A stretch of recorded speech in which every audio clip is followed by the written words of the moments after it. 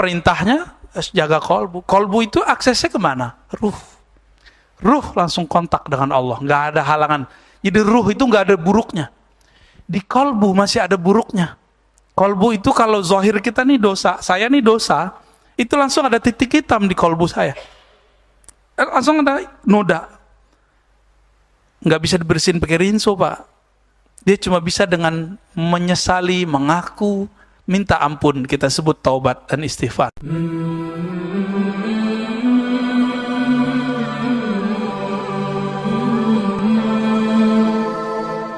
Assalamualaikum warahmatullahi wabarakatuh.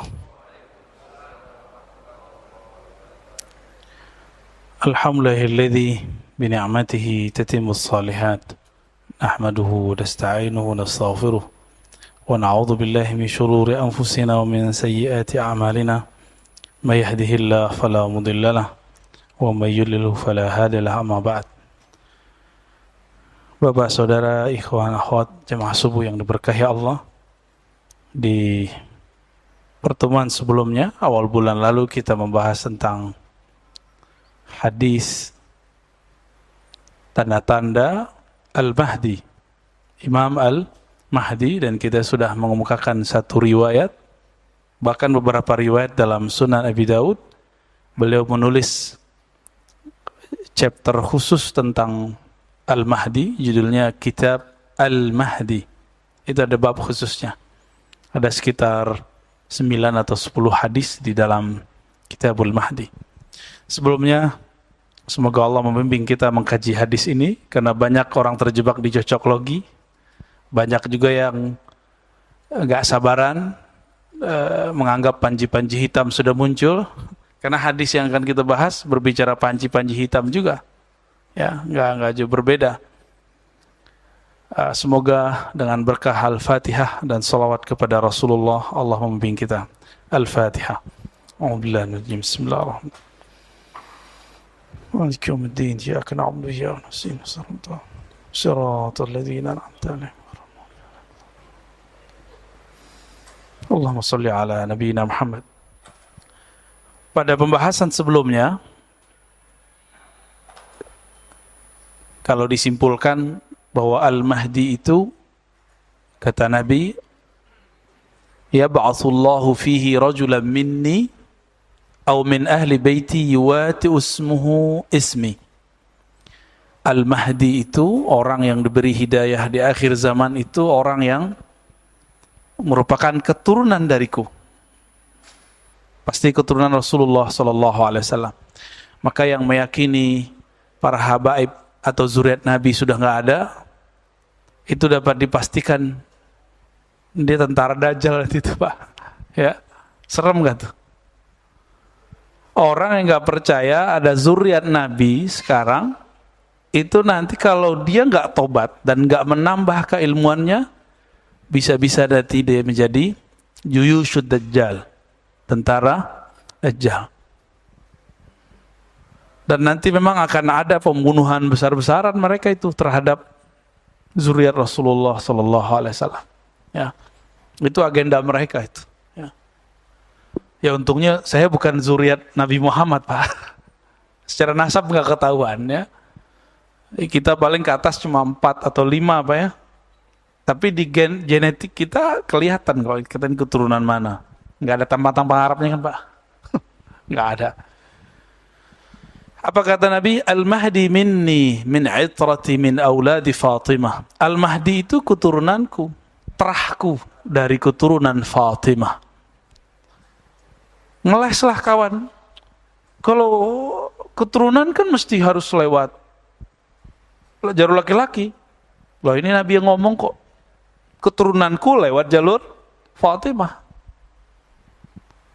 Nggak usah jauh-jauh. Di Yahudi matrilineal nggak? Di Minangkabau matrilineal nggak? Ada satu suku di India dan di China, itu biasa. Itu masalah patriarki atau matrilineal aja, nggak ada masalah itu. Kita juga sudah membahas bahwa jangan terjebak kepada ciri-ciri fisik. Kan hadisnya Al-Mahdi minni ajlal jabha. Kalau terjemahin apa ya? Jidatnya lebar. Ini banyak yang stres, jidatnya lebar, ngerasa dirinya Mahdi. Ya. Aknal anf, hidungnya mancung, bengkok dikit gitu. Yamla'ul arda qista wa adla, akan memenuhi bumi dengan keadilan. Sebagaimana dipenuhi tadinya dengan jawrah, kezaliman.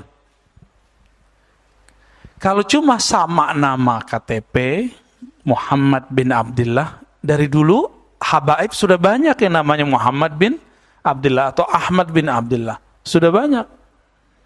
Jadi bukan itu, ya. Tapi kita sudah jelaskan ism artinya ada dua, masih ingat? Ism dengan makna tanda al-alam, dan yang kedua ism dengan makna ketinggian ilmu atau derajat. Ya. Maka tanda-tandanya Al-Mahdi persis sama seperti tanda-tanda Rasulullah sallallahu alaihi wasallam. Ya.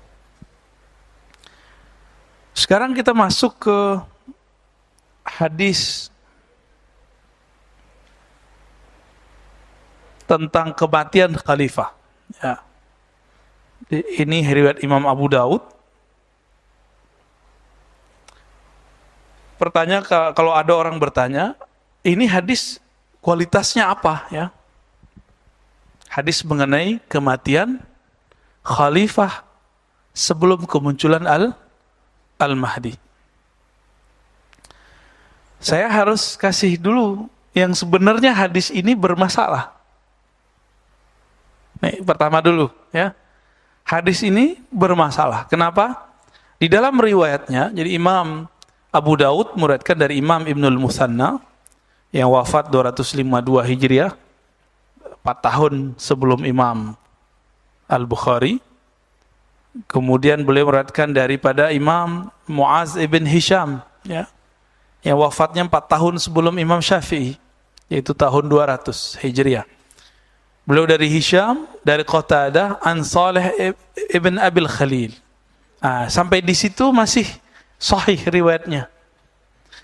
Saleh ibn Abil Khalil mengatakan an sahibin lahu an ummi Salamah. Ini kita udah cek di kitabnya dan beberapa kitab, ya. Dan ini versi riwayat Abu Daud. Dan memang cuma Abu Daud yang meriwayatkannya. Dari Saleh Abil Khalil an sahibin lahu, dari sahabatnya. Disebutkan nggak namanya? Karena namanya nggak disebutkan, orangnya nggak jelas, maka disebut riwayat ini mubham. Apa arti mubham? Baru dengar? Mubham, hadis yang periwayatnya tidak dikenal dan tidak disebutkan namanya. Ada yang cuma majhul, tidak dikenal, namanya ada, tapi orangnya nggak jelas. Ada yang mubham, namanya nggak ada. Jadi disebutkan sahabat, sahib. An sahibin lahu, an ummi Salamah, daripada ummi Salamah. Jadi hadis ini kualitasnya apa? Kalau secara ilmu hadis, hadis yang mubham mirip dengan majhul. Dhaif dia jadinya. Ini secara harfiah. Namun masalahnya, Imam Abu Daud tidak pernah mengomentarinya. Berarti ada hadis yang semakna dengan ini. Gitu. Jadi dia tidak sampai derajat dhaif jiddan. Dia dhaif aja, ya. Nah, ini coba kita lihat lafaznya. Ini sama dengan yang di buku, ya. Yakunu ikhtilafu inda mautil khalifah. Kata Ummi Salamah, Nabi SAW bersabda, akan terjadi ikhtilaf, perselisihan, inda mautil khalifah, ketika terjadi kematian seorang pemimpin. Khalifah di sini bukan khalifah kekhalifahan, bukan, tapi bisa diartikan apa? Pemimpin. Fayakhruju rajulun min ahli al-Madinah hariban ila Makkah. Lalu ada seseorang dari penduduk Madinah, inilah calon Mahdinya nih, keluar dari kota Madinah, hariban ila Makkah. Dia berlari ke Makkah. Tapi Ahlul Madinah di sini tidak juga bisa diartikan dia orang Madinah, bukan. Bisa jadi dia pernah bersembunyi di Madinah. Fayatihi nasun min ahli Makkah fayukhrijunahu wa huwa karihun. Lalu sampai di Mekah, orang-orang di Mekah kemudian datang kepadanya ingin menampilkan dia, wa huwa karih. Tapi dia nggak suka. Berarti dia nggak terobsesi mau menjadi khalifah, pemimpin. Fayubayi'unahu bainar rukni wal maqam. Lalu mereka akan membaiatnya antara rukun al-Yamani dan maqam Ibrahim. Lumayan luas ya. Wa yub'atsu ilaihi ba'tsun minasyam. Lalu ada utusan dari Syam, fayukhsafu bihim bil baida baina Makkah wal Madinah. Lalu ketika ada orang yang mencoba untuk menyerang, dilenyapkan ketika sampai di suatu negeri antara namanya Baida, antara Makkah dan Madinah. Fa idza ra'a an-nasu dzalika ataahu abdalus Syam. Ketika itu terjadi, orang-orang melihat kejadian itu, maka datanglah abdalus Syam. Apa arti abdal? Secara harfiah artinya pengganti-pengganti. Tapi abdal ini pangkat kewalian. Jadi wali itu ada yang disebut abdal, ada yang disebut aqtab. Abdal, aqtab. Aqtab itu kutub. Ya, jadi maka di sini lagi cerita tentang pangkat kewalian. Abdalus Syam. Dari semenjak perselisihan Sayyidina Ali dan Sayyidina Muawiyah, kan itu politik ya. Saya nggak ada urusan dengan politik mereka, tapi kita melihat ini perselisihan politik.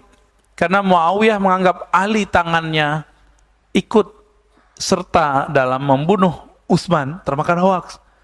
Ali menganggap Muawiyah ini membangkang kepada pemerintahan yang sah. Jadi dua perspektif yang berbeda. Peranglah mereka di suatu padang yang luas namanya Siffin. Di saat itu datang orang-orang kepada Sayyidina Ali. Ya Ali, il'an ahli Syam. Laknatlah orang-orang yang tinggal di negeri Syam. Syam ini 4 negara, masih ingat ya? Libanon, Yordan, Palestina, Syam. Itu Suriah. Ya, 4. Ini negeri Syam namanya. Bahasanya agak sedikit lembut, campur antara Arab, Aramaik, Ibrania. Aramaik itu bahasa yang tua, sekarang cuma 3 kampung di Suriah yang ngomong itu. Kebetulan kita ngajar Orientalism dan ilmu Al-Quran. Jadi orang-orang Barat yang mengkritisi Quran, kita kritisi balik. Itu mereka menemukan hal yang sama, bahwa di sana ada bahasa Aramaik. Sebagian mereka menganggap Quran itu gak ada yang asli. Itu Aramaik. Ya, itulah bodohnya mereka ya. Udah jelas Al-Quran lebih tua dari bahasa Aramaik. Bahasa Al-Arab itu lebih tua. Lalu ketika datang Ahlus Syam, ketika datang orang-orang ini ngompor-ngomporin Ahlus Syam, ya. Laknatlah wahai Ali, penduduk Syam. Apa kata Sayyidina Ali? La sami'tu Rasulullah sallallahu alaihi wasallam yaqul. Aku mendengar baginda Nabi sallallahu alaihi wasallam bersabda, la tal'anu ahla Syam. Jangan pernah melaknat penduduk Syam. Kenapa? Fa inna fihimul abdal. Di sana ada wali-wali kualitasnya abdal. Abdal itu sama Nabi cuma 2 langkah lagi, Pak. Tingkatannya. Jadi tapi 2 langkah di situ langit dan bumi, ya. Enggak bisa dikejar. Di atas abdal disebut kutub. Di atas kutub disebut ghaus. Ghaus itu Nabi Rasulullah sallallahu alaihi wasallam. Setelah Rasulullah wafat, ya berpindah ke sahabat-sahabat yang mulia. Maka tiada suatu masa kecuali ada wali yang berpangkat ghaus, pemimpin para wali. Ada wali yang kutub, jumlahnya sebanyak jumlahnya para ahlul badr. Tapi dulu nggak nyampe. Jadi di masa Rasulullah 313, lalu mencar-mencar, nanti di akhir zaman kembali 313. Kutub. Apa? Oh belum Pak, sabar Pak. Ini euforia, hati-hati. Nanti saya sampai ke sana. Euforia ini jangan berlarut-larut. Ini belum ada apa-apa. Ya, kejadian yang ada sekarang di negeri Seberang itu belum ada apa-apanya. Nah, orang-orang Syam ini pangkatnya abdal. Apa ciri khas mereka? Dalam hadis yang lain kita dapatkan, Nabi mengatakan bahwa mereka menjadi kekasih Allah, jadi wali bukan karena banyak sholat. Mereka suka sholat. Bukan karena banyak puasa, mereka hobinya puasa. Apa penyebab mereka jadi wali? Salamati sudurihim. Kolbunya ini selamat daripada kebencian. Kita baru begini aja udah benci, ya enggak? Baru beda faham dikit udah benci. Baru beda opini masalah Taliban udah benci. Ya enggak? Baru beda 0102 udah benci. Gimana mau jadi wali abdal? Ntar belum luka ini selesai udah muncul lagi 2024. Lukanya tambah banyak. Jadi salamatus sadar ini kalau boleh disebut, dia nggak pernah terluka hatinya dalam pengertian dendam kebencian. Tersinggung sih boleh, tapi benci nggak boleh. Tersinggung manusiawi nggak? Tapi menyimpan dendam tuh nggak boleh. Apalagi menyimpan kebencian yang ujungnya suka melaknat. Ujungnya suka melaknat. Ada seorang kekasih Allah lagi ngajar Al-Quran. Dia negerinya sedang dibombardir oleh para pemberontak. Datang dari berbagai negeri karena termakan hoax. Namanya Syekh Al-Buti. Wali abdal itu Pak. Lagi ngajar Quran, dibom. Nggak mati, ditembak. Itu Syekh Al-Buti. Beliau berceramah mempertahankan negerinya. Nggak disukai oleh para pemberontak. Para pemberontak menginginkan yang lain. Ini kayak gini nih, ini negeri kita Indonesia. Oke? Sekarang ada orang yang katanya berjihad ingin menghancurkan Indonesia. Gimana Pak? Mana yang disebut jihad? Saya yang jihad atau dia yang jihad? Kita yang mempertahankan negeri dia atau mereka yang memberontak? Syekh Al-Buti sedang menjelaskan, saya mempertahankan negeri saya sendiri, tapi dituduh oleh para pemberontak bahwa dia ini penjilat pemerintah. Datang anaknya 2013 ke sini Pak, ke negeri kita, Syekh Taufik Al-Buti. 2015 Pak, 14 saya lupa. Diundang ke UI. Saya kan berguru ke beliau dulu 2006, 2007, 2008. Ya udah lama nggak ketemu. Sehari sebelum ketemu, saya udah membayangin kalau ketemu beliau, meluk-meluk beliau. Ketiduran, tidur itu rasanya panjang sekali, kita dialog panjang. Bangun tidur saya udah puas tuh. Malu-maluin kan kalau besok peluk-peluk beliau depan orang nangis-nangis. Bener, besok bukan saya yang meluk-meluk beliau, itu jamaah datang, semuanya pada histeris melihat anak dari seorang wali abdal masih hidup. Gurunya, ayahnya, itu dibom lagi ngaji. Cuma karena beda opini politik. Enak kan tinggal di Indonesia Pak? Beda opini politik, santai aja. Kayak Pak Mirwan masih hidup aja kan? Enak Pak tinggal di negeri kita. Beda opini politik selama tidak menghujat, mencaci maki, itu masih dibiarin. Beda aja suka-suka. Ya enggak? Maka siapa? Refli sama Denny Siregar masih aman-aman aja Pak. Itu opini, biasa aja orang beropini. Ya nggak usah kita terlalu serius. Opini itu kan bisa berubah. Dalam sekejap bisa berubah. Sesaat bisa berubah. Ya. Nah, orang-orang Syam ini punya karakter itu, salamatus sadar. Apa arti salamatus sadar tadi? Tidak menyimpan kebencian dan dendam. Mau jadi wali nggak Pak? Mau? Masa nggak mau jadi waliullah sih? Waliullah itu kekasih Allah, gampang toh.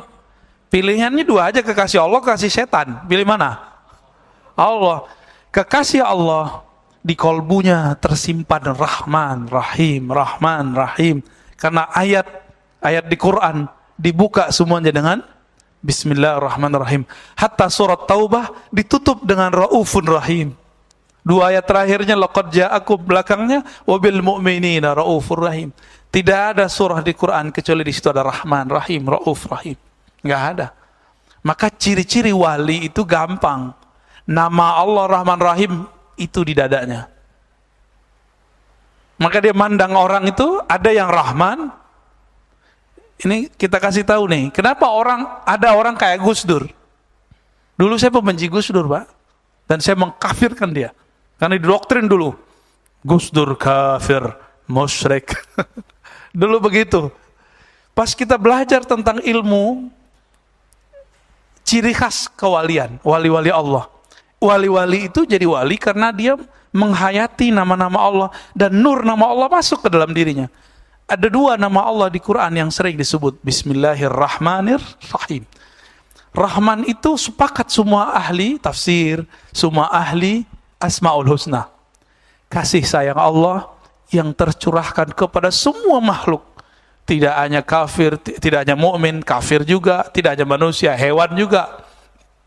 Bahkan tumbuhan. Bahkan malaikat sekarang, setan sekarang itu, iblis itu bisa hidup karena rahmannya Allah. Maka orang-orang yang dapat nur ini, itu mandang semua orang sayang. Bukan berarti dia membenarkan semua agama, bukan. Enggak. Walaupun dia dapat gelar apa, Bapak pluralisme.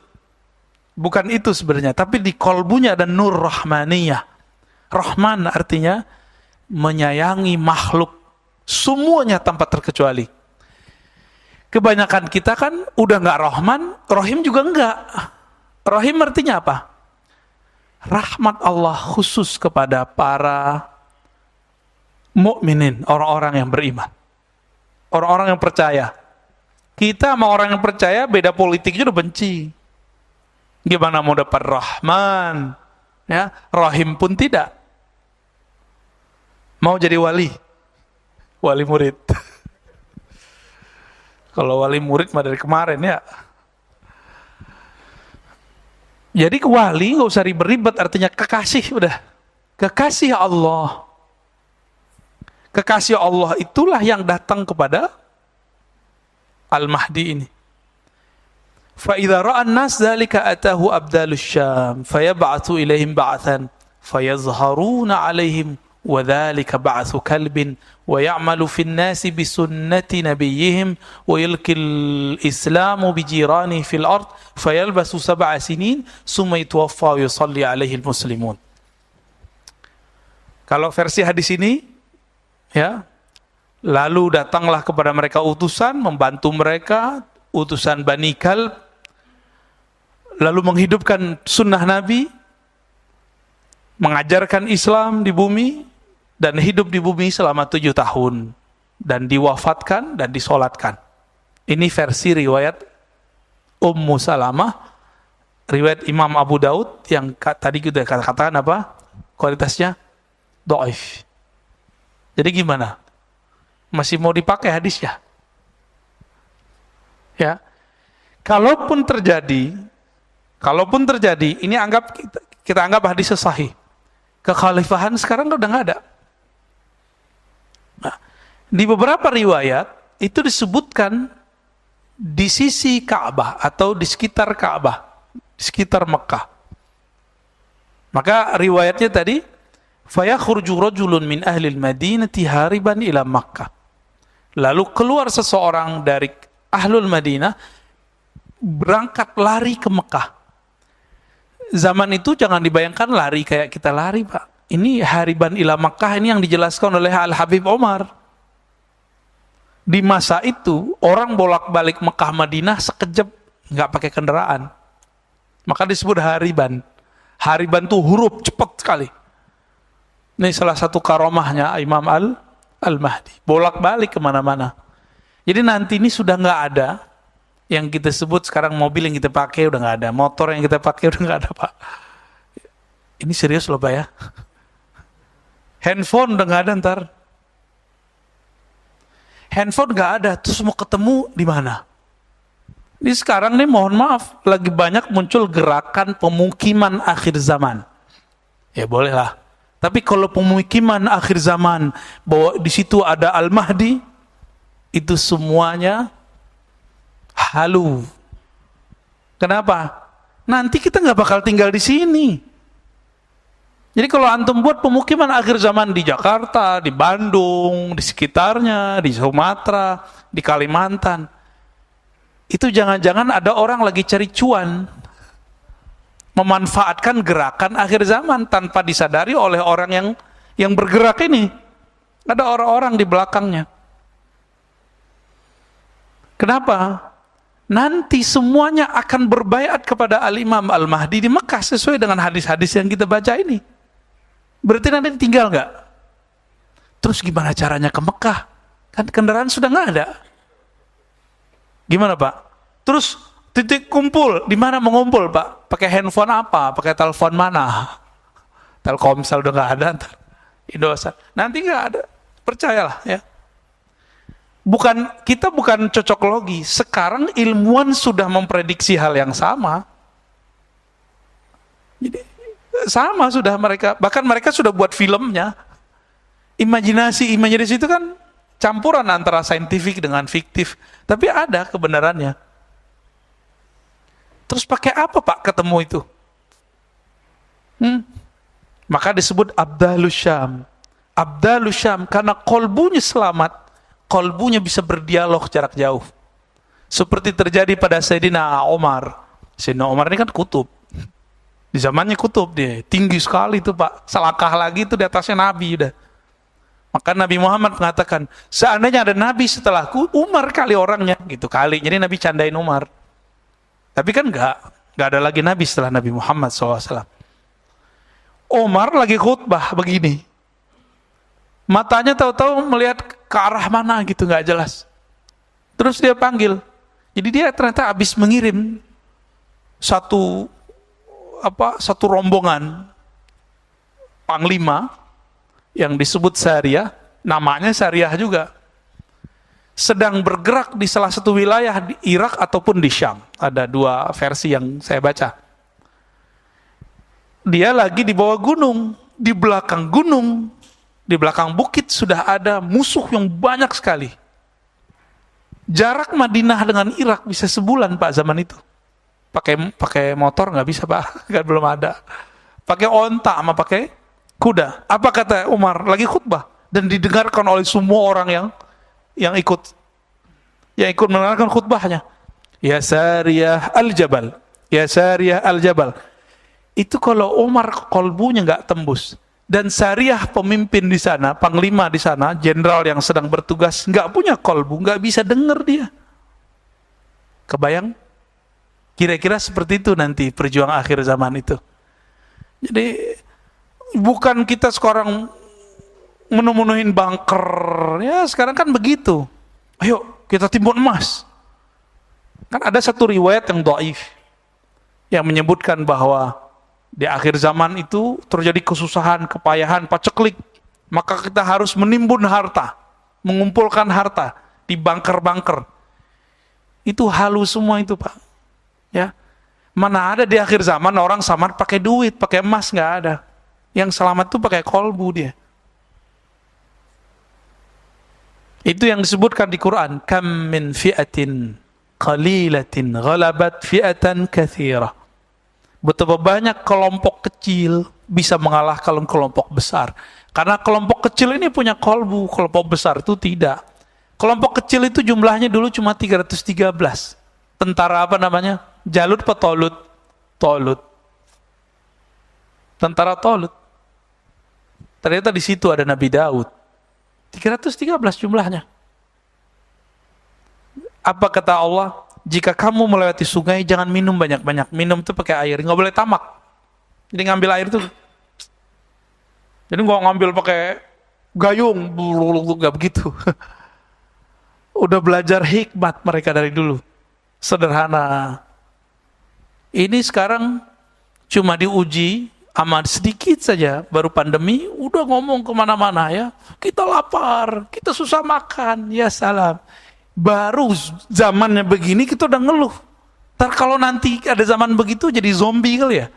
Ya, zamannya baru begini Pak, bencinya bukan main. Kata-kata kasarnya bukan main. Saya nggak bisa bayangkan nanti. Wajar kalau pejuang akhir zaman itu gak banyak. Orang-orang yang kata-katanya terjaga, kolbunya terjaga. Dan itu gak banyak. Kita dikit-dikit sudah mulai kebencian. Ini mereka tuh bukan musuh-musuh kita, yang ada sekarang itu. Belum. Sabar. Ini lagi ada semacam filter, dipisahin. Mana ashabus shimal, mana ashabul yamin. Lagi dipisah-pisah sama Allah ini. Tapi belum jelas Pak. Maka kalau tadi Bapak nyebutin kelompok yang tadi, ya belum juga. Ya, mereka jadi berubah dari tahun kapan ke sekarang. Siapa tahu berubah lagi, wallahu a'lam, ya kan?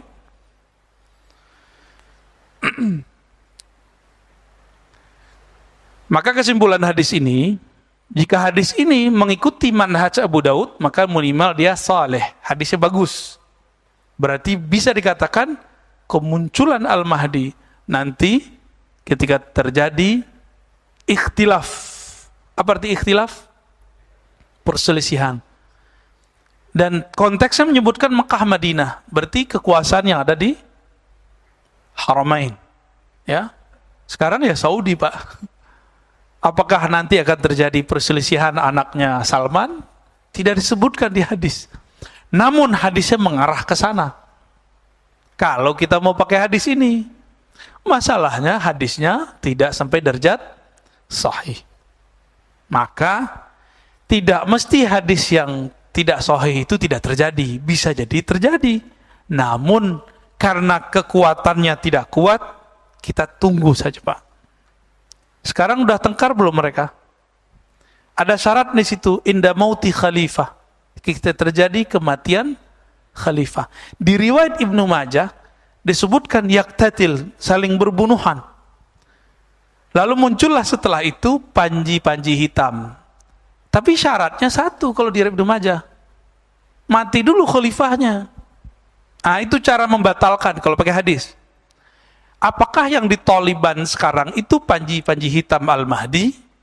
Belum tentu. Kenapa? Karena di hadis Ibnu Majah disebutkan mati dulu khalifahnya. Kalau dulu ustadz-ustadz yang dulu membahas hadis ini mengatakan, ini adalah negara Saudi, kerajaan Saudi. Maka mati dulu tuh raja Saudinya. Ini rajanya belum mati. Ya kan? Itu satu, untuk membatalkan bahwa cocok logi ini tidak benar. Cocok logi bahwa apakah Taliban? Belum tentu. Sabar dulu Pak. Ini baru belum sampai sebulan.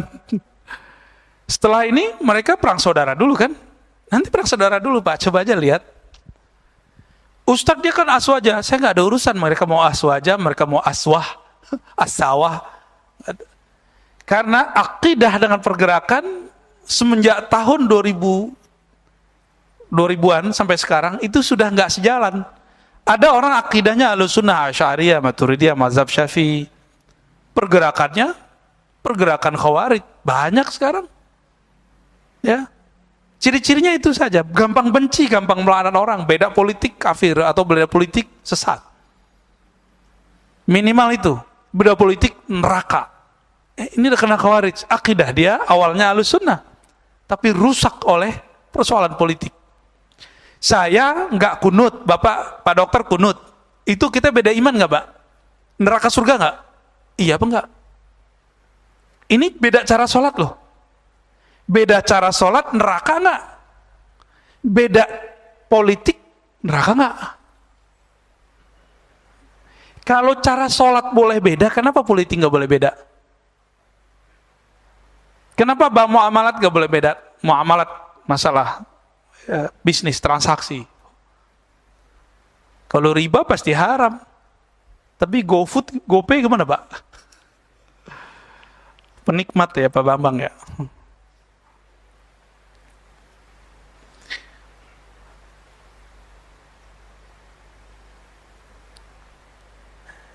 Al-Mahdi itu disebutkan di sini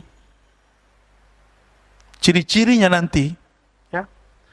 Walladzi nafsi biyadihi la taqumu sa'ah hatta tukallimu siba'ul insa wa hatta tukallimu ar-rajula azbata sawtih wa shiraqu na'lihi wa yukhbiruhu fakhidhuhu bima ahdasa ahluhu ba'da. Hadis Tirmizi, ya. Hadis Imam Tirmizi, walaupun hadisnya tidak sampai derajat sahih. Nanti sebelum terjadi kiamat akan terjadi hal yang unik seperti zaman Nabi Sulaiman. Tukallimus siba al-ins, binatang buas berbicara kepada manusia. Gimana tuh Pak ceritanya? Mungkin nggak? Ini ahwal-ahwal akhir zaman nanti. Bapak masih ingat hadis yang menyebutkan bahwa di akhir zaman ketika perang antara Dajjal dan Al-Mahdi, pohon-pohon bebatuan berteriak, "Wahai umat Islam, di sini ada Yahudi, di sini ada musuh Allah." Ada kan hadisnya? Hadisnya sahih. Hasan lah minimal, kalau kita gabung-gabung jadi sahih dia. Itu gimana cara dengernya, Pak? Emang pohon pernah kursus bahasa Arab atau bahasa Indonesia? Hah?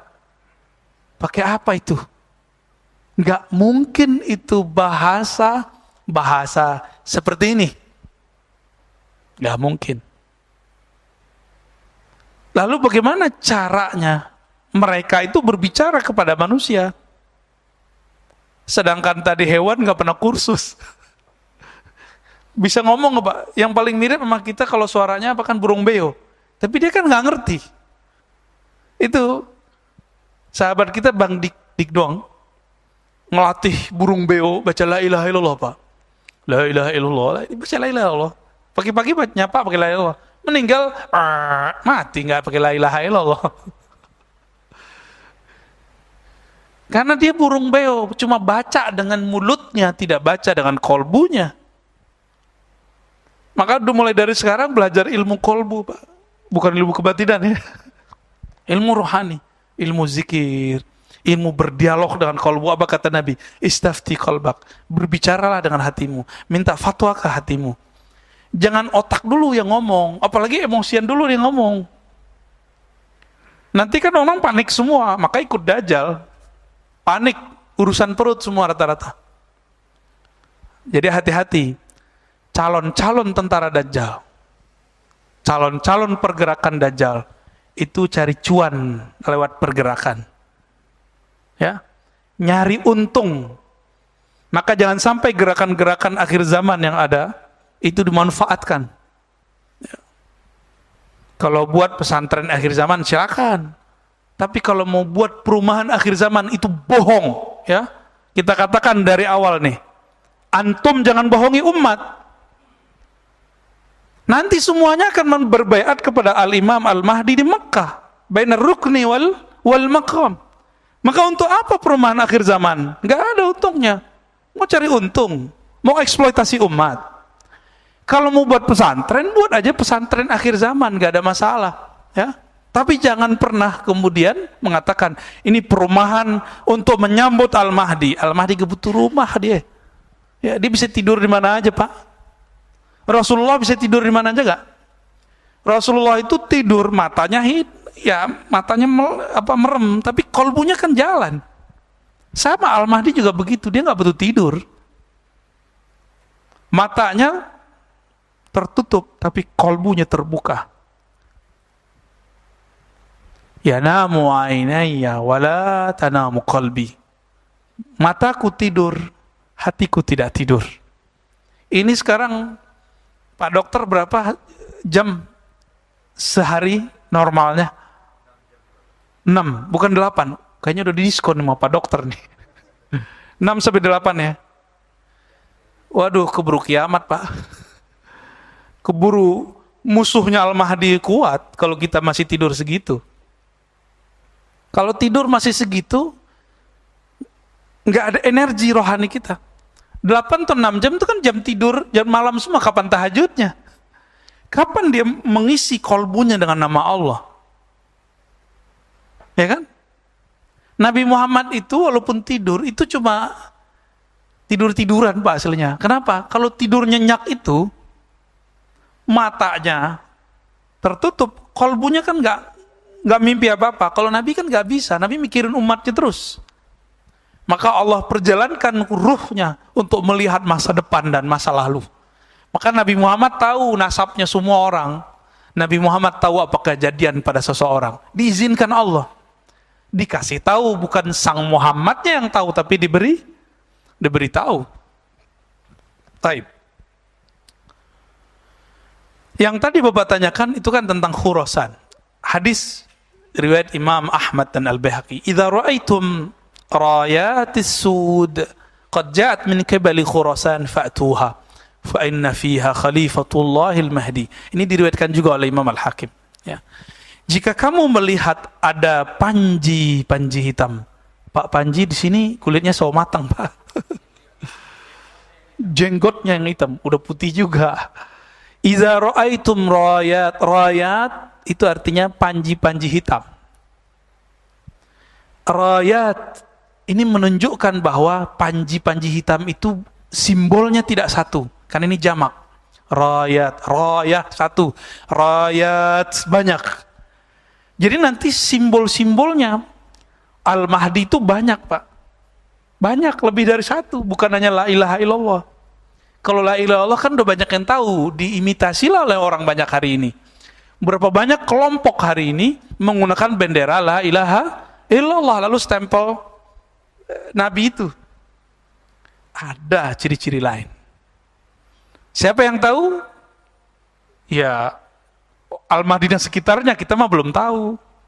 Tapi nanti kalau kita terpilih, kalau kita mempersiapkan kolbu sebaik-baiknya, nah kolbu kan ngikutin ntar. Kalau di Quran itu jelas dalam surat At-Taghabun, ya, siapa yang percaya kepada Allah, yahdi qalbah, maka Allah kasih hidayah kolbunya. Jadi hidayah masuk ke kolbu, ilmu masuk ke otak. Kalau orang menilai dengan otaknya, kita akan beda terus, karena otak itu sikapnya kritis. Ya, sikap ini kritis ini di sini. Tapi kalau pakai kolbu enggak, kita paling berbeda aja gitu. Tapi kalau sudah pakai ini, ustadznya sesat gitu. Ustadz sesat, terus ente yang bukan ustadz apa dong? Tuh, masuk nggak logikanya? Ustadz puluhan tahun bersama sunnah, walaupun tidak nyebut dirinya ustadz sunnah. Ya. Dia tiap menjaga sanad kepada Rasulullah, mencintai zuriat Rasulullah, menjaga sanad pemikiran, akidah, mazhab, kerohanian kepada Rasulullah. Terus antum bilang dia sesat. Terus antum yang nggak punya sanad apa dong? Sesat ya. Lebih sesat lagi. Dia nggak pakai hati, dia ngomong, asal ngomong aja, ya. Kita ngomong bid'ah aja susah, Pak. Kata si teman kita, ente kajian ma'ane 2 kali, tahu tuh sunnah bid'ah bedanya apa? Ya salah. Orang cuma S1 doang, kita nyampe S3 belajar tentang fatwa, nggak berani fatwa. Saya itu nggak pernah fatwa, Pak. Saya cuma menukil fatwa. Nih, tolong diingat. Saya nggak pernah fatwa, hanya menukil fatwa. Karena fatwa itu udah lengkap semua, tinggal diolah balik. Apapun yang saya katakan selama ini, saya konsisten insya Allah. Kalaupun salah, tolong diingatkan nanti. Ya, kan manusia bisa lupa. Tapi kalau antum merasa lebih benar dari ustadz, antum siapa? Ngaji berapa tahun? Si ustadz ada gurunya yang menegur. Antum siapa yang negur? YouTube yang negur. Ini logika-logika ini nggak nyampe sama orang. Tiba-tiba, jadi si ustadz gak boleh bermazhab. Kalau dia boleh, banyak nih ustadz, saya memilih ustadz yang ini. Itu namanya memilih mazhab, Pak. Orang kerjaannya dalam dunia fatwa itu seperti itu. Karena dia mengerti mekanisme fatwa, maka dia lihat ada pandangan, nanti dia pilih. Karena dia tahu mana yang bisa dipilih, mana yang relevan. Jamaah kan berani ngomong gitu sekarang. Sekarang banyak ustadz, saya memilih yang ini. Memilih itu bahasa Arabnya ikhtiar. Ya. Ikhtiar itu pekerjaannya ahli fikih. Imam Nawawi itu pakarnya. Ya, wal mukhtar, yang diterpilih dalam pandangan-pandangan ini bukan berarti yang lain salah, tapi beliau memilih, gitu aja bedanya. Ya, jika engkau melihat panji-panji hitam, ini panji hitamnya pasti berjenggot ya Pak Panji. Qad ja'at min qibali Khurasan, datang dari arah Khurasan. Khurasan itu timur. Khurasan itu mulai dari wilayah Irak. Irak itu separuh bagian timur itu disebut Khurasan. Maka ada istilahnya Irak Khurasan. Imam dari Khurasan itu gurunya Imam Bukhari, namanya Ishaq bin Rahawayh atau Rahuyah. Ini disebut imam. Jadi waktu datang ke majelis Imam Syafi'i, dia kan ngeremehin Imam Syafi'i. Imam Syafi'i, begini doang nih Imam Khurasan. Begitu kata Imam Syafi'i. Sesama wali Pak. Sesama wali saling ngeceng-ngecengin, tapi yang paham wali doang. Begini nih Imam Khurasan. Bagi orang yang senang sama Imam Ishaq, dikira ini pujian. Imam Syafi'i menyebut dia Imam Khurasan. Tapi yang paham, begini doang gitu. Bukan pujian bahwa dia sebagai Imam Khurasan. Maka berubahlah beliau semenjak ketemu Imam Syafi'i.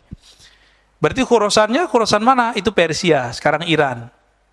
Persia kan dulu luas Pak. Persia itu dulu di zaman sebelum Arab kenabian itu mencakup Afghanistan, Hindustan, termasuk Rusia ya Uzbekistan, Kazakhstan, semua itu masuk bagian dari Persia semua.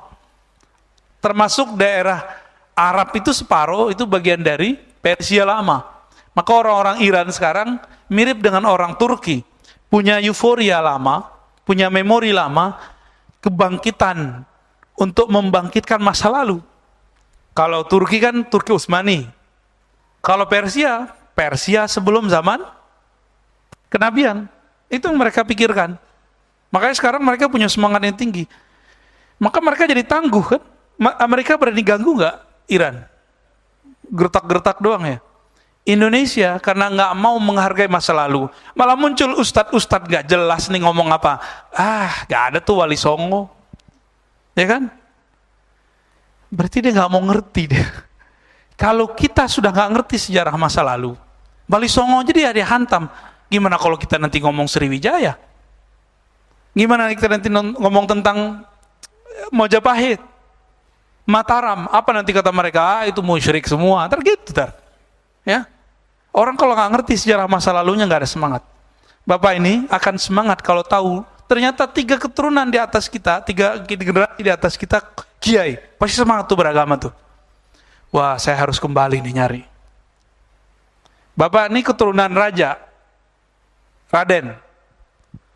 Terus punya jamaah, datang orang partai politik ngasih tahu, kamu kan keturunan raja. Kalau nggak kamu siapa lagi? Itu semangatnya muncul itu Pak. Jadi orang yang mengerti nasabnya, dia akan lebih semangat. Maka kita jangan berhenti di nasab-nasab yang itu ya, biar lebih semangat. Semoga di sini nanti ada kajian tentang Wali Songo. Jangan Wali Songong. Jika engkau melihat panji-panji hitam datang dari Khurasan, fa'tuha, maka bergabunglah dengannya. Fa inna fiha khalifatullah al-Mahdi. Di sana ada khalifatullah al-Mahdi. Tapi ini belum mencukupi syaratnya Pak sekarang yang terjadi di Afghanistan. Ya. Belum cukup syaratnya karena kalau ngikutin hadis ini, ntar satu paket sama hadis kematian khalifah. Ini belum cukup. Belum mati kan? Ya.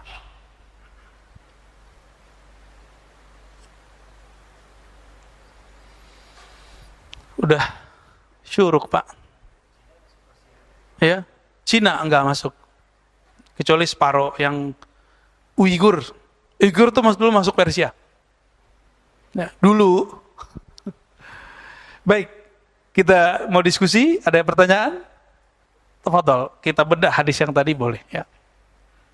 Silakan.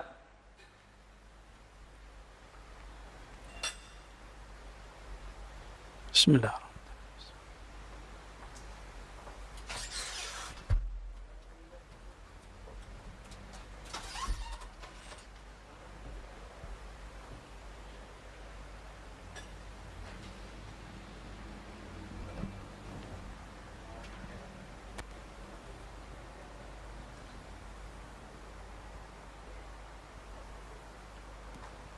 Bismillahirrahmanirrahim. Assalamualaikum warahmatullahi wabarakatuh. Assalamualaikum.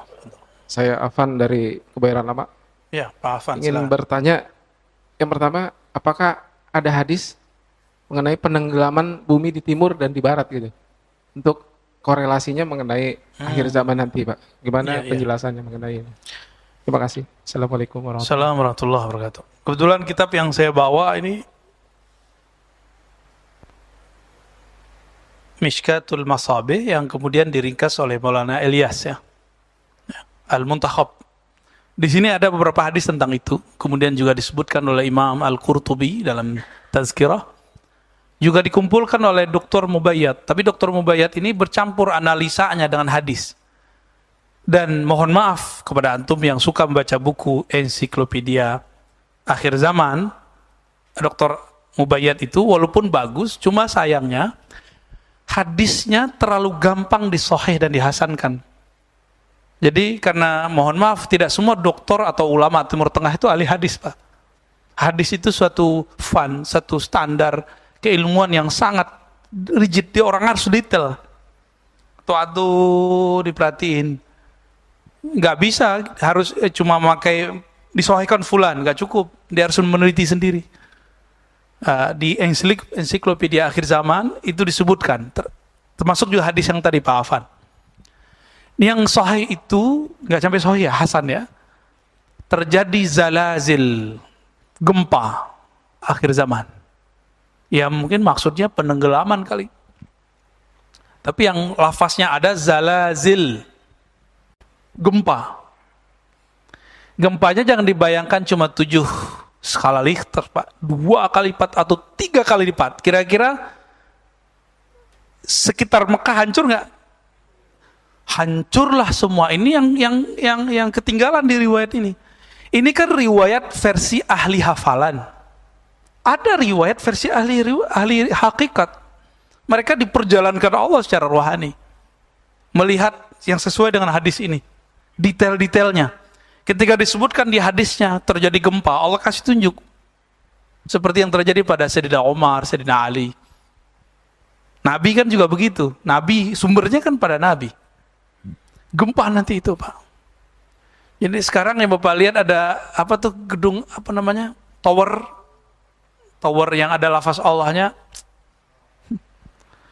Ya, emang Islam itu harus begitu, harus lafaz Allahnya kan enggak juga. Orang nggak bisa tulis baca dia nggak tahu kalau itu lafaz Allah. Ya.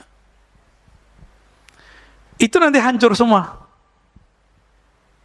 Bapak tahu nggak selama ini Saudi naruh duitnya di bank mana?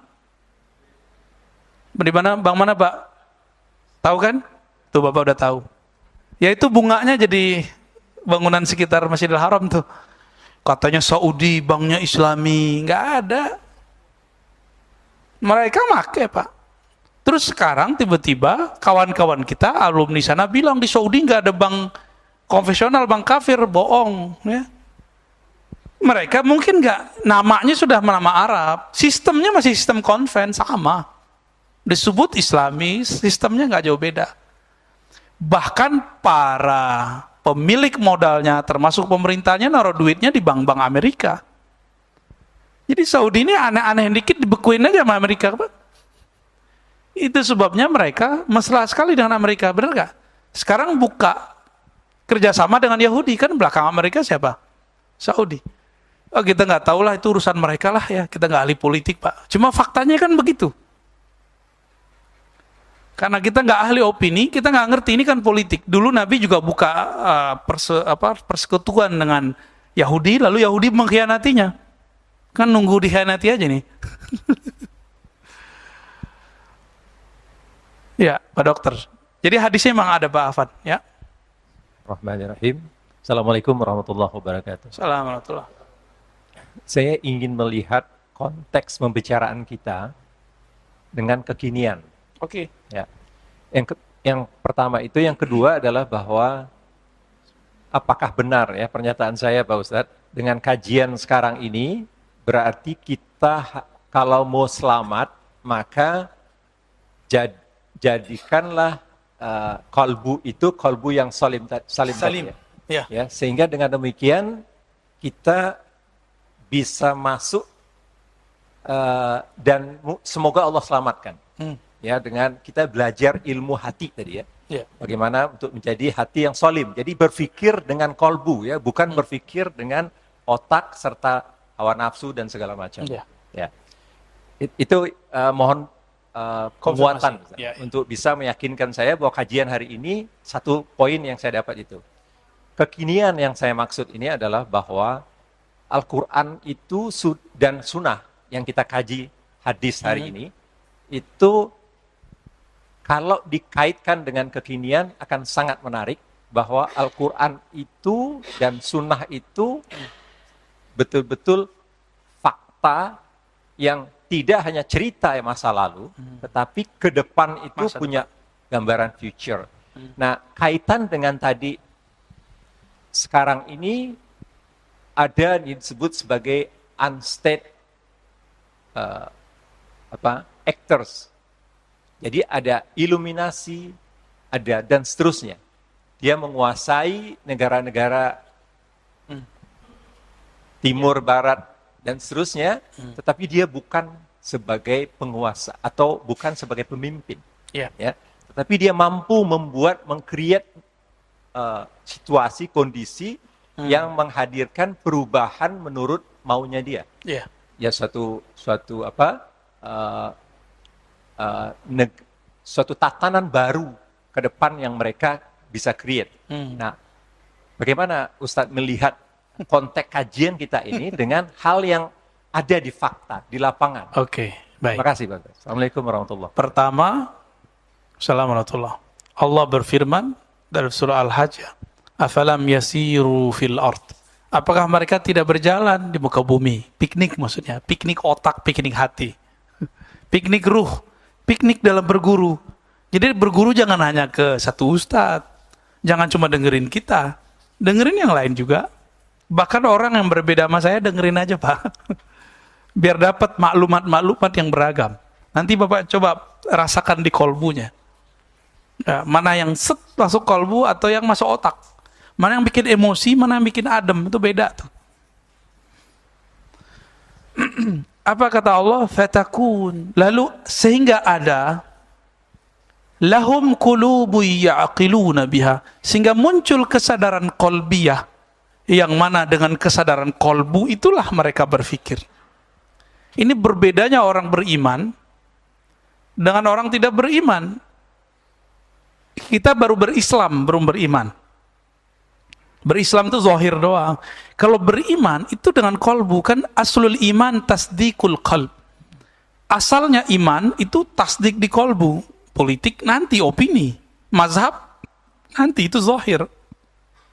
Jingkrang celana itu zahir. Jenggot Pak Panji itu zahir, Pak. Pak Panji nggak pernah tersinggung tuh aneh sebut jenggot, Pak ya. Tapi kenapa ada yang tersinggung, Pak ya? Heran juga aneh. Padahal jenggot Pak Panji itu ngalah-ngalahin siapa aja. Ya, Afan ya, Pak Afan. Jadi itu ayatnya jelas. Ayatnya jelas. 2 kali Allah menyebut. Apakah mereka tidak berakal ya dengan kolbu? Kalau di Al-A'raf lebih gila lagi. Orang langsung turun pangkat, turun derajat dari manusia menjadi seperti binatang ternak. Binatang ternak itu hidup untuk makan, bukan makan untuk hidup. Maka mereka itu punya kolbu tapi tidak berakal gitu. Berarti kolbu itu menjadi sentral. Data-data harus lewat kolbu dulu. Baru data itu dipakai oleh otak, oleh akal. Jangan kebalik. Kolbu kita disetir oleh, kita dengerin berita, jangan mau disetir sama berita. Dapat WA, jangan mau disetir sama, ya, brainwash namanya. Ya, gitu Pak ya. Jadi ayatnya jelas. Memang perintahnya jaga kolbu. Kolbu itu aksesnya kemana? Ruh. Ruh langsung kontak dengan Allah. Nggak ada halangan. Jadi ruh itu nggak ada buruknya. Di kolbu masih ada buruknya. Kolbu itu kalau zahir kita nih dosa, saya nih dosa, itu langsung ada titik hitam di kolbu saya. Langsung ada noda. Nggak bisa dibersihin pakai rinso, Pak. Dia cuma bisa dengan menyesali, mengaku, minta ampun, kita sebut taubat dan istighfar. Nabi tidak ada noda di kolbunya, tapi kilauan cahaya yang berlebih. Innahu la yughanu ala qalbi. Sesungguhnya ada kilauan cahaya yang berlebih dalam kalbuku. Jadi Nabi itu tobatnya bukan karena dosa. Kelebihan nur itu membuat beliau tersilaukan. Kebanyakan yang dipandang oleh beliau. Maka beliau pun istighfar terhadap kasyaf-kasyaf yang beliau lihat. Penampakan-penampakan yang beliau lihat. Itu Nabi loh Pak. Kita nyari-nyari yang begituan kan? Sekarang banyak kajian-kajian spiritual, kerohanian, terjebak kepada kebatinan. Bukan kepada kerohanian Islam. Kajiannya Nur Muhammad, tapi isinya perdukunan. Banyak Pak hari ini. Masa Nur Muhammad bisa diaktifkan pakai asma-asma? Nggak ada itu. Kajian Nur Muhammad itu kajian kolbu, kajian keilmuan murni. Pengaktifannya lewat ilmu. Bukan lewat ritual-ritual aneh. Ya, banyak hari ini. Karena banyak seperti itu hari ini, orang kemudian suudzon nama kajian-kajian tasawuf. Ya kan? Padahal spirit kebangkitan umat dari zaman ke zaman itu kena tasawuf. Ini, coba banyak orang nggak konsisten. Mendewa-dewakan, nah ini bahasa umum ya. Melu-elukan Turki Utsmani, Muhammad Al-Fatih. Oke, saya kan suka beliau juga. Tapi orang ini nggak konsisten. Mengelu-elukan Muhammad Al-Fatih, tapi tidak ikut akidah Muhammad Al-Fatih. Muhammad Al-Fatih apa akidahnya? Ahlus Sunnah Maturidiyah. Maturidiyah ini ada kakak, akidahnya Ma'asy'ariyah. Muhammad Al-Fatih bermazhab nggak? Bermazhab. Apa mazhabnya? Hanafi. Berarti bermazhab bagian dari kerangka kemajuan. Yang ketiga, dia bertasawuf. Guru namanya Ibnu Syamsuddin atau Agha Ibn Syamsuddin. Itu bertorikoh Naqsyabandiyah Pak. Sekarang orang membenci torikoh. Torikoh apa aja? Saya udah sering cerita bahwa Salahuddin Al-Ayyubi berguru kepada Syekh Abdul Qadir Jilani, lalu diutuslah orang paling nyeleneh di antara murid Syekh Abdul Qadir, namanya Ibnu Qudayb Al-Ban. Qudayb Al-Ban ini orang paling nyeleneh. Wali Majzub mirip dengan nama Wan Sekhon. Mirip Wan Sekhon Pak. Kebayang Wan Sekhon? Itulah beliau, mirip. Tiba-tiba ada orang yang gak ngerti keilmuan bab ini. Dia bilang, Ar-Razi walinya orang gila. Loh wali kita mah banyak. Ada wali murid. Ada waliullah mursyid sufi. Itu mereka pakaiannya jelas. Habib Lutfi, mursyid-mursyid torikot lah. Itu kan pakaiannya bagus-bagus. Kayak kiai beneran. Itu wali sufi. Ada wali apa tadi? Dia bukan gila, antum aja yang bilang dia gila. Wajar sih ya, kita aja yang celananya nggak, ya kayak beliau ini kan nggak di bawah mata kaki, sesat. Apalagi Wan Sekhon pasti disebut gila. Ya, nggak benar begitu. Ya, mana ada orang gila ngomong ma'rifat tuh nggak ada. Mana ada orang gila tahu wali. Mana ada orang gila didatangin wali Habib Umar. Ada yang meragukan kewalian Habib Umar. Itu ketemu sengaja. Jadi boleh itu masyhur di luar, di Yaman itu masyhur. Kan masih keturunan juga tuh. Salahuddin Al-Ayyubi punya guru kayak beliau yang merobek-robek cinta Salahuddin kepada dunia. Persis sama, lelakonnya aja yang beda. Karena sudah habis cinta dunia di kolbunya, baru dia bisa menang lawan perang salib. Salahuddin Al-Ayyubi, torikotnya Qadiriyah, tapi campur dengan torikot Majzub, torikot mabuk. Ya, tapi bukan mabuk minum ini Pak, mabuk bertuhan. Orang lagi jatuh cinta kepada Allah kan mabuk. Antum aja mabuk kok sama perempuan. Saya juga mabuk Pak sama perempuan, sama ujian kita sama Pak. Maaf Bu ya. Ibu-ibu juga mabuk sama kita. Sama, orang kalau cinta pasti mabuk. Mau ustadz, mau wali, sama. Bisa copot Pak ustadznya kalau udah begitu. Barsiso 500 tahun, copot kewaliannya. Jadi kita jangan sok-sokan dulu lah. Santai aja Pak. Ya, baru segini, baru menang opini, sudah merasa paling benar, ya kan? Terus tentang yang Bapak sebut tadi globalis kali ya. Malu-malu nyebutnya ya. unstate movement kali ya, pergerakan tanpa negara atau unstate power. Ya, yang mereka sebut New World Order ya. Saya nggak tertarik dengan pembahasan konspirasi dunia, tapi mirip. Dajjal itu kan bukan satu negara. Perang Mahdi dengan Dajjal masih ada nggak nama Indonesia? Nggak ada. Nanti, ya Pak, gini aja deh. Yang bisa beli vaksin sih berapa negara Pak? Nggak banyak yang bisa beli vaksin. Kita aja ngutang. Dihiburlah kita oleh pemerintah kita. Devisa kita masih banyak bro. Itu hiburan biar masyarakat nggak panik, biar UMKM jalan terus. Itu maksudnya begitu. Tapi itu nggak benar.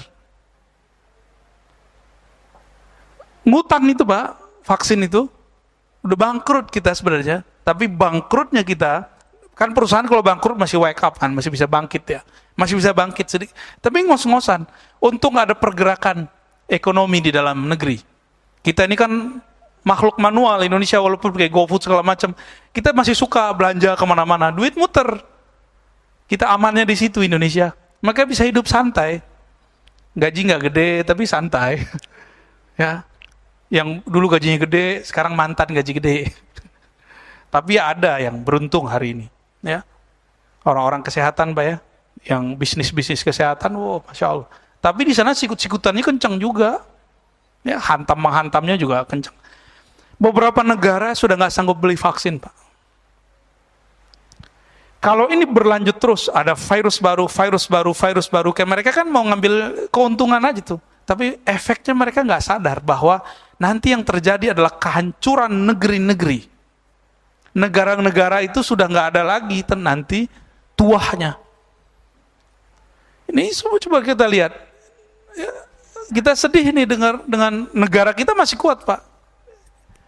Sahabat kita di tetangga kita, Perdana Menterinya mundur. Ya kan? Berarti ada konflik besar, kita nggak ngerti. Kita doakan saja, semoga mereka baik-baik saja. Ya, Afghanistan, kita kira baik-baik aja, tahu-tahu masuk Taliban. Akidahnya sama kayak kita, dia bertorikot sama kayak kita. Pergerakannya kita lagi tanda tanya nih, ini apa sih kamu? Dia pergerakannya Ahlus Sunnah atau tidak? Kita lagi nunggu-nunggu. Jadi saya belum berani beropini apapun. Cuma opini ini gantung. Betul akidahnya sama dengan kita, mazhabnya mirip dengan kita, mereka Hanafi, kita Syafi'i, lalu mereka bertorikoh, Naqsyabandiyah, Khistiyah, Qadiriyah. Namun jangan terburu-buru dulu. Presiden yang lama juga sama. Presiden yang lama itu sama Pak. Itu torikohnya Naqsyabandiyah juga, Khistiyah juga, sama, dia gaulnya sama orang-orang itu. Akidahnya Maturidiyah juga, mazhabnya Hanafi juga. Berarti ini perangnya bukan perang akidah. Nih, jangan terjebak. Jadi kita menyebutkan menggantung opini, lalu ditegur juga lagi-lagi jamaah nih ya. Jamaahnya nggak ngerti berita bahasa Arab, bahasa Inggris, terus bilang, "Tat, itu Taliban itu aswaja." Iya, aneh tahu. Kirain antum belum tahu, Tat. Jadi dikira kita nggak tahu. Yang dia nggak tahu apa? Presiden yang melarikan diri itu juga seorang aswaja. Terlupa kan antum? Yang nggak aswaja itu dulu kelompok mujahidin itu yang kita nggak tahu itu yang mana. Dia afiliasinya apa dulu? Ya kan mereka pakai tauhid uluhiyah rububiyah al-hakimiyah dulu yang mujahidin, cuma bentar doang kan? Terus Taliban yang lama kan 2001 kan Bapak nanyain itu tadi. 2001 masih nyelamatin Osama bin Laden nggak? Osama bin Laden akidahnya apa? Wahabiyah atau Al-Sunnah? Al-Sunnah. Wahabiyah dia. Al-Qaeda. Wahabiyah Pak. Yang mana? Ini mohon maaf ya. Saya mengkritisi Zakir Naik karena dia memuji Al-Qaeda. Gitu. Salah satunya. Di Indonesia kan ahli tafsir seperti Pak Quraisy Shihab itu dicaci maki. Dia nggak pernah bilang jilbab nggak wajib. Nanti antum bawa-bawa, ente udah ngislamin berapa? Jangan gitu ngomongnya. Emang ada data orang yang diislamkan dia ada ribuan? Coba datangin sini. Nggak ada. Itu cuma pertemuan-pertemuan umum aja. Ya. Terus apa lagi? Betulkah dia mengislamkan orang atau malah mengkafirkan umat Islam tanpa dia sadari? Bagi Zakir Naik Pak, Ini udah mulai pembagian kelompok nih sebenarnya. Ini jangan kaget antum. Tawassul hukumnya apa tawassul? Boleh atau tidak? Boleh. Bagi Zakir Naik itu syirik. Gimana? Maka saya tanya kepada orang-orang, dulu kan kita nonton dia, 5 tahun saya mempelajari dia. Kita nanya, sebenarnya dia dokter apa dokter sih? Ternyata dia seorang I'm a doctor. Kita ngomong gitu. Medicine dia, kedokteran biasa.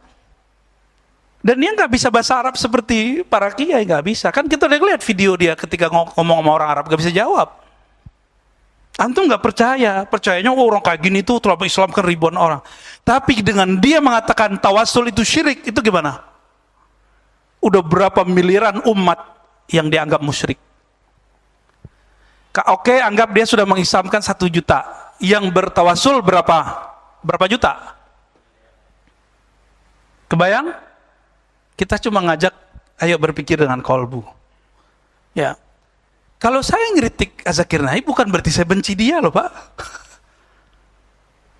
Makanya saya katakan kalau antum ragu dalam bab kristologi dengerin ke Zakir Naik.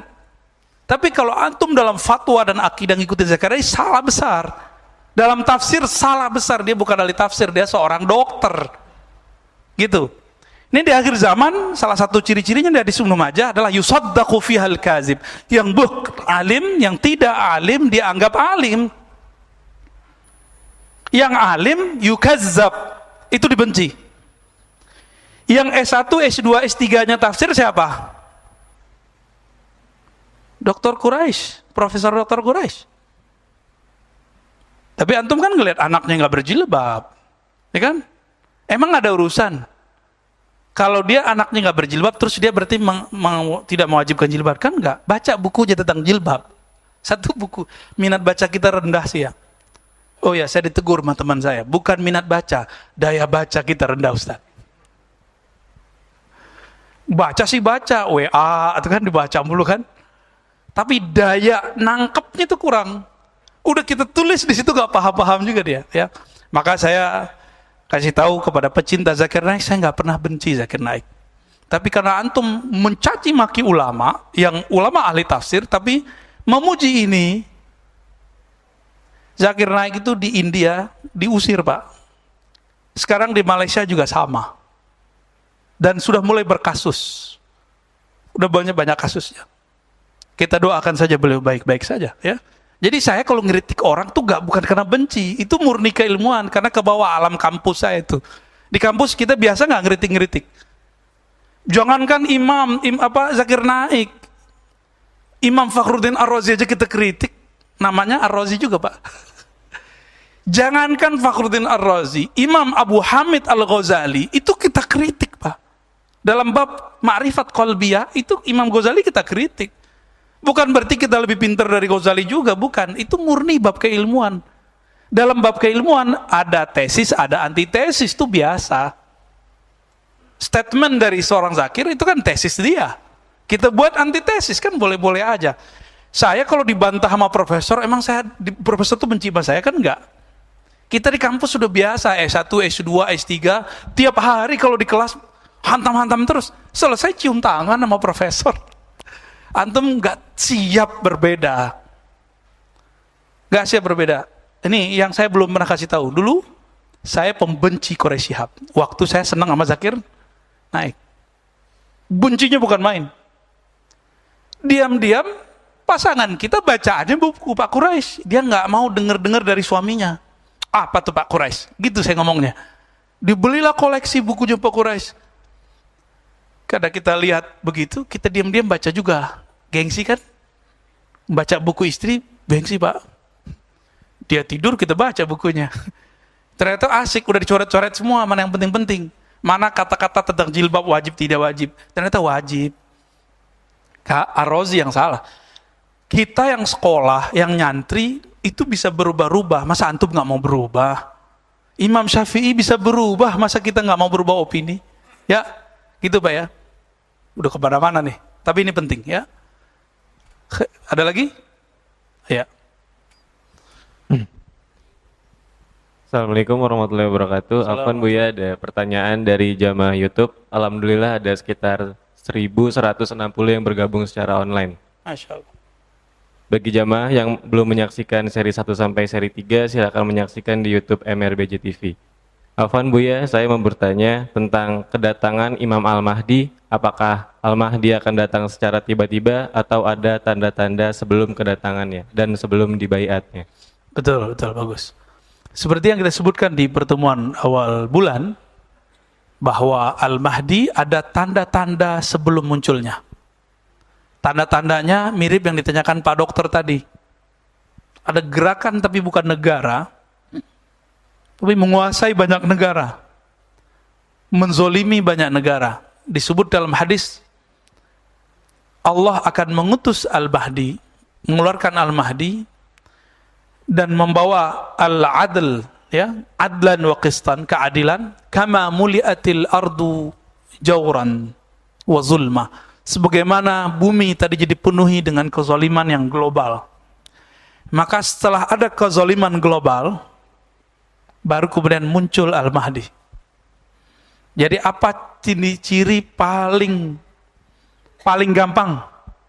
Karena kalau pakai kolbu sulit lagi nih. COVID ini menurut antum semua, ini kezoliman global nggak? Kita dipaksa Pak, anak-anak nggak bisa masuk ke mall. Kita nggak bisa naik pesawat, orang tua kita jauh, saudara kita jauh, sahabat kita jauh. Kita mesti pakai vaksin, baru bisa naik. Ujung-ujungnya, hulus. Ya, benar nggak? Mereka ngira, ini itu ada yang murni bisnis, ada yang emang gerakan-gerakan ideologis itu. Ya. Jadi ternyata yang berkuasa di negeri kita bukan presiden kita. Yang berkuasa di Malaysia bukan rajanya, yang berkuasa di Saudi bukan rajanya. Tapi siapa? Yang punya vaksin. Ya enggak? Yang berkuasa mereka. Itu pun mereka yang enggak semua punya vaksin sukses. Ada yang kalah-kalah juga. Kalau di teori konspirasi seru, Pak. Yang paling untung dalam kondisi seperti ini, jangan-jangan mereka lah yang membuat virus ini. Cuma kita kan nggak berani juga, itu cuma teori, bisa jadi salah. Vaksin yang paling tidak berbahaya, dari mana? Hah? Yang paling tidak berbahaya, yang paling sesuai dengan badan kita. Tuh Bapak, Pak Dokter udah tahu. Siapa yang buat? Itu mungkin bukan negaranya Pak. Nama negara doang, tapi ada gerakan-gerakan di luar itu. Negaranya sendiri juga bingung. Bapak tuduh Amerika juga kewalahan ngadepin COVID. Tuduh Cina juga kelabakan ngadepin COVID. UK, Inggris. Tapi sekarang mereka lagi pesta Pak ya. Lagi ada, macam-macam event. Nunggu ledakan. Jadi adakah tandanya? Tandanya satu yang paling jelas. Kezaliman global. Zolim gak nih? Kita seharusnya bisa hidup, tapi nggak usah khawatir lah Pak. Seandainya tidak ada kezaliman itu, bumi ini tidak layak ditempati lama. Bumi kita nggak layak ditempati lama Pak. Bapak pelajari tentang ilmu geologi. Di bawah bumi kita ada kawah besar, ya. Di mana lagi? Di atas, dari langit. Nggak ada yang aman Pak di sini. Ini bukan negeri Darul Baqa. Jadi nggak usah terlalu sedih. Ini negeri Darul Fana. Ya. Main-main aja di sini. Yang bako itu ruh kita. Maka pelajarilah peta kembali pulangnya ruh kepada Allah. Al-Mahdi itu kan ahli ilmu ruh. Jadi saya cuma ngasih pencirian. Siapakah Al-Mahdi? Orang yang paling mengenal ruh. Sehingga dia kenal kepada yang meniupkan ruh. Inilah yang kita lagi cari-cari Pak sebenarnya. Antum yang dengar ini jangan GR, karena jidatnya lebar, hidungnya mancung. Bukan itu yang aneh cari, bukan. Ya, kita nggak nyari yang begitu-gitu. Kita nyari, kita menunggu kedatangan orang kekuatan spiritualnya luar biasa. Ruhnya, bukan dia sakti dalam pengertian kebatinan, bukan. Ruhnya, obrolan dia Allah aja. Dia bisa cerita tentang Allah, zatnya, sifatnya, fiil perbuatannya. Kalau ketemu orang itu, pastikan bahwa dia lingkaran Al-Mahdi. Udah ketemu belum? Kan belum. Maka jangan buru-buru tentang Taliban ini. Kita cuma doakan semoga mereka istiqomah dalam Ahlus Sunnah. Ya, semoga mereka nggak brutal kayak dulu. Ya, orang Afghanistan punya trauma nggak dengan Taliban? Makanya pada lari kan? Nah, mereka tuh sekarang lagi membangun trust supaya rakyat tuh nggak lari lagi. Itu saya kan tinggal di Ciputat 15 tahun. Itu banyak Pak orang Afghanistan, imigran, refugees. Banyak sekali. Dan ngomongnya bisa 2 bahasa. Hustun, Persia gitu ya. Terus Arab-Arab jadul, Arab-Arab slang. Jadi kita kalau ngomong sama dia jangan pakai Arab fusha, nggak ngerti dia. Langsung baca Shadaqallahul Azim dia. Ya. Oke, ada lagi? Ya. Assalamualaikum warahmatullahi wabarakatuh. Pak Mirwan dulu. Ya, silakan Pak. Waalaikumsalam. Pak Mirwan udah keseringan ya. Habis inilah Pak Mirwan. Bismillahirrahmanirrahim. Assalamualaikum warahmatullahi wabarakatuh. Assalamualaikum. Perkenalkan, nama saya Irfan dari Ciputat, Ustaz. Masya Allah. Afan, Irfan sekarang. Irfan. Ya.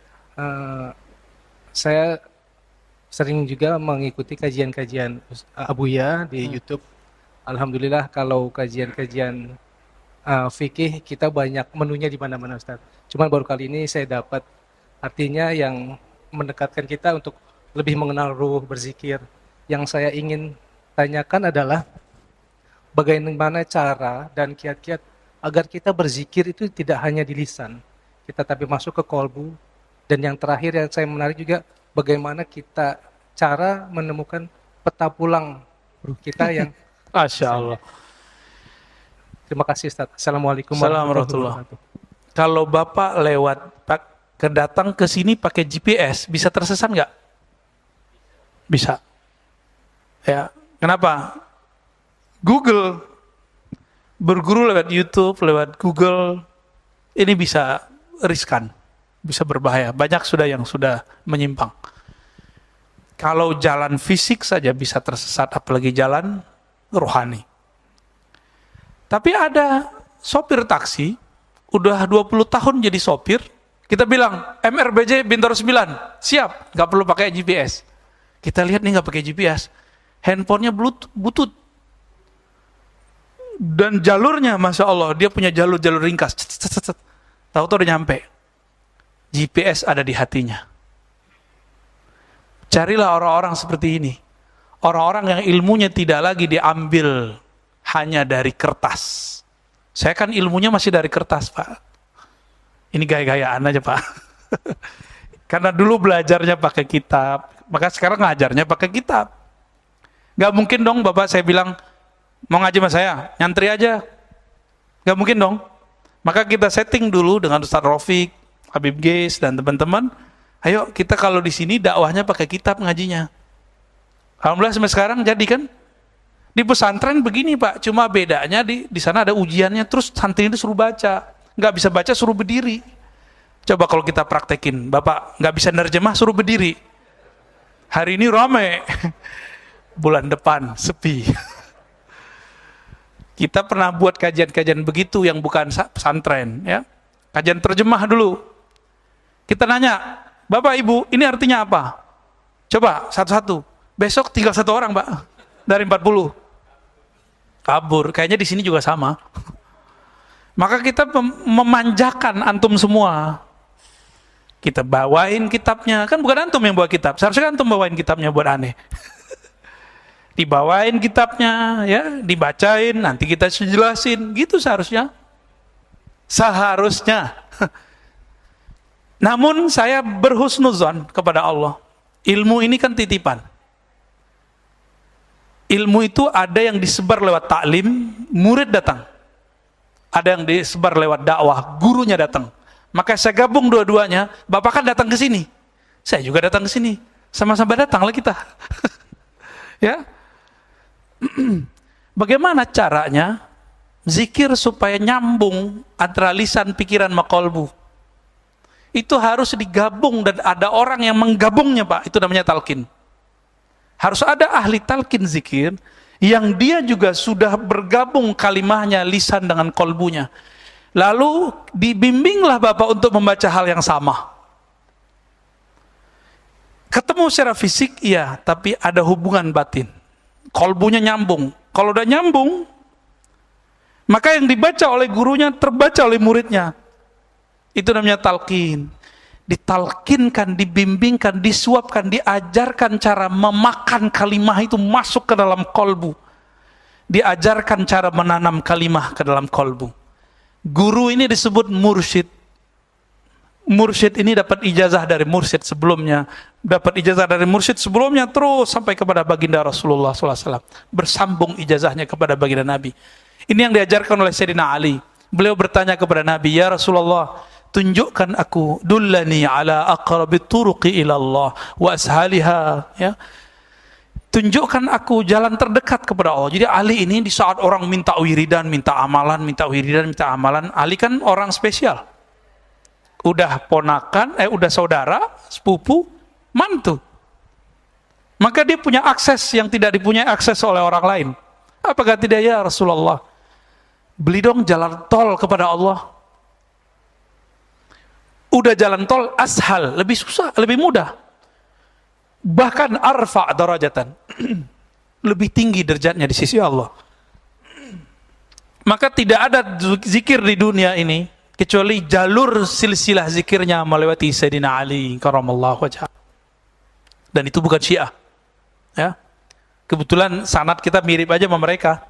Tapi ini bukan. Ini sanad Ahlussunnah. Lalu apa kata Nabi? Aksiru min dzikrillah, banyak-banyak aja zikir Ali. Apa kata Sayyidina Ali? Wahai Rasulullah, kalau itu saya tahu. Banyak-banyak zikir saya tahu. Caranya gimana? Sama, antum tuh nanya tuh kayak Sayyidina Ali nanya tuh. Ya. Jadi ternyata semua orang yang merindukan Allah dan Rasul pasti bertanya seperti ini, pasti mencari seperti antum itu. Dan ini kabar gembiranya bahwa sudah ada nur di kolbu. Nur itulah yang mencari jalan sekarang. Lalu dikatakan oleh Nabi, muncullah di situ teknik thariqah. Tapi kan di luar orang benci thariqah, Pak. Orang mengatakan thariqah syirik, thariqah khurafat. Kalau kita searching di YouTube yang muncul thariqah itu goyang-goyang gitu kan. Jadi nggak muncul yang aslinya. Ya. Maka saya yang tadinya orang harus datang ke kita talqin zikir itu kita anterin. Kita ke Jambi, kita buka talqin zikir. Tapi kepada kiai-kiai. Ustadz-ustadz yang kira-kira dia sudah mencari lama, kolbunya, mereka mau datang ke majelis kita, itu sudah menghabuskan ego keilmuannya. Yang paling berat untuk talqin cuma satu, Pak, ego sama males. Dua-duanya kembar kan itu. Orang kalau udah ego kan males. Masih muda. Kemana-mana kita, ke Pekanbaru, ke Sumatera Barat, saya pulang kampung, ya, kemana-mana yang kita sebar ini.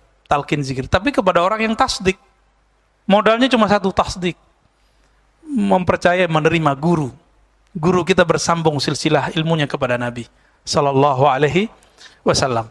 Maka Nabi ajarkanlah, di situ dibuka, ghammid ainaik, wahai Ali, pejamkan matamu. Itu teknik namanya, Pak. Teknik ini akan berkembang sesuai masa, tapi yang asli begitu. Jadi kalau zikir-zikir yang berthariqah itu pasti pakai pejam mata. Namun ada seorang syekh di Saudi, dia nggak mengerti fan ini walaupun sudah ulama bagi orang lain, tapi tidak ulama dalam tasawuf. Apa kata dia? Nggak boleh zikir pejam mata, karena mirip dengan agama lain. Jadi mirip doang nggak boleh kata dia. Padahal jenggotnya juga mirip kan. Tidak ada masalah ya Pak Panji ya. Lalu bagaimana caranya? Talqin. Talqin sama siapa? Ya cari guru yang silsilah keilmuannya bersambung kepada Rasulullah. Udah itu aja Pak, itu GPS-nya. Namun GPS ini ada dua peta. Ada peta cuma peta zikrullah. Si guru cuma ngasih wiridan, zikir. Capek. Benar nggak? Bapak disuruh zikir 1000, lelah. Pak Mirwan pasti nggak mau. Tapi disuruh senam dia mau 2 jam. Untuk sehat badan dia mau. Tapi kalau udah tasdik sama saya nih, disuruh 70.000 juga mau ntar. Tapi kalau belum tasdik, 5 aja nggak mau Pak. Tapi kalau udah tasdik, berapa aja mau. Tasdik itulah yang membuat kita hilang ego, hilang capek kalau beramal. Guru ini ada yang mengajarkan zikir, ada yang mengajarkan mazkur. Apa arti zikir, arti mazkur? Zikir itu wiridan, mazkur itu ma'rifatullah. Saya kalau sudah kenal yang saya sebut, jangankan 70.000, 100.000 pun saya jabanin zikirnya. Bapak kalau sudah kenal keuntungan yang diperoleh dari kerja di satu tempat, walaupun kena macet, jalanin nggak? Jalanin, karena sudah tahu untungnya kalau sekali sebulan dapat gaji sekian, per event dapat keuntungan sekian. Kita jalani, Pak. Kenapa kita mau menjalani untuk urusan perut dan dompet bertahun-tahun? Sebelum pandemi kan bertahun-tahun belum ada Zoom. Kenapa untuk urusan kolbu Bapak nggak mau menjemput sampai ke seberang negeri? Tanda kalau tasdik belum ada. Tasdik itu aslul iman, pokok keimanan. Karena tasdik kurang, imannya goyang.